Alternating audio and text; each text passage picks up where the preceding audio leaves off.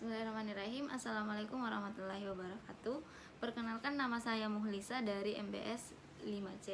Baiklah, di sini saya akan memaparkan pemahaman saya mengenai video yang telah saya nonton yang telah dibagikan.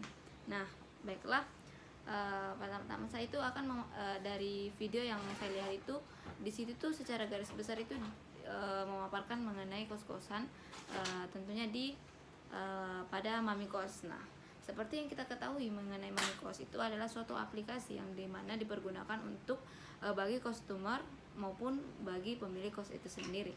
Dimana adapun keuntungan dari Mami Kos bagi customer dan pemilik itu ialah dimana yang pertama itu mengenai keuntungan untuk pemilik, dimana kita itu lebih dengan adanya Mami Kos ini tuh kita lebih gampang lagi untuk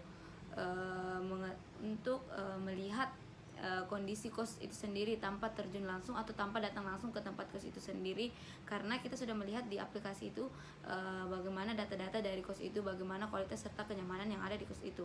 Terus yang kedua, keuntungan bagi pemilik dengan adanya Mami Kos ini tuh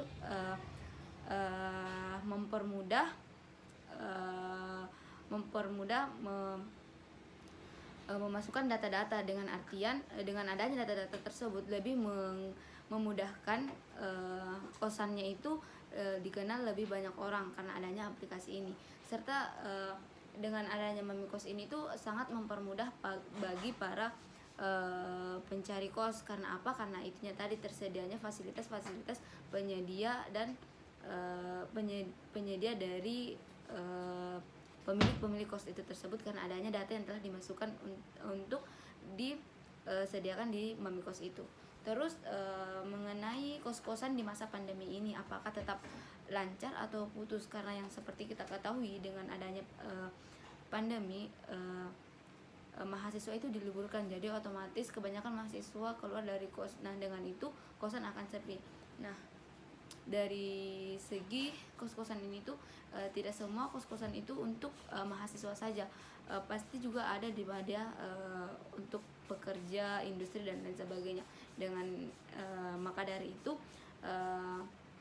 kita sebagai pemilik kos itu juga harus pandai-pandai memilih strategi, di mana kita seperti membangun strategi yang tidak dominan tempat mahasiswa saja, maksudnya tidak didominan di dekat kampus, tetapi didominan di tempat perkotaan yang terdapat banyak kantor. Jadi otomatis dengan adanya kos-kosan di situ itu para industri atau para pekerja akan kos di daerah tersebut. Karena itu, jadi dalam situasi pandemi ini tuh kita tidak perlu khawatir karena tidak adanya mahasiswa yang ingin kuliah, jadi kos-kosan itu akan kosong. Terus itulah tadi selanjutnya itu di lingkungan mahasiswa juga, atau di lingkungan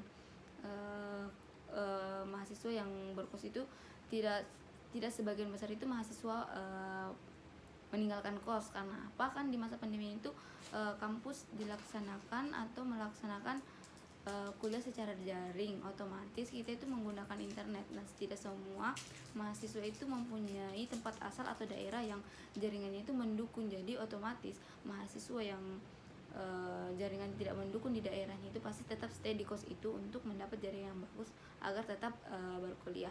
Jadi kesimpulan yang dapat saya ambil dari video yang telah saya nonton itu, pertama, di masa pandemi kos-kosan itu tidak berpengaruh turun drastis atau tidak berpengaruh berkurangnya anak kos pada masa pandemi tersebut. Terus yang kedua mengenai Mami Kos, di mana Mami Kos ini tuh sangat mempermudah baik itu si pemilik kos maupun yang ingin berkos di kosan tersebut. Nah, mungkin itu saja yang dapat saya sampaikan. Kurang dan lebihnya mohon dimaafkan. Wabillahi taufiq wal hidayah. Wassalamualaikum warahmatullahi wabarakatuh.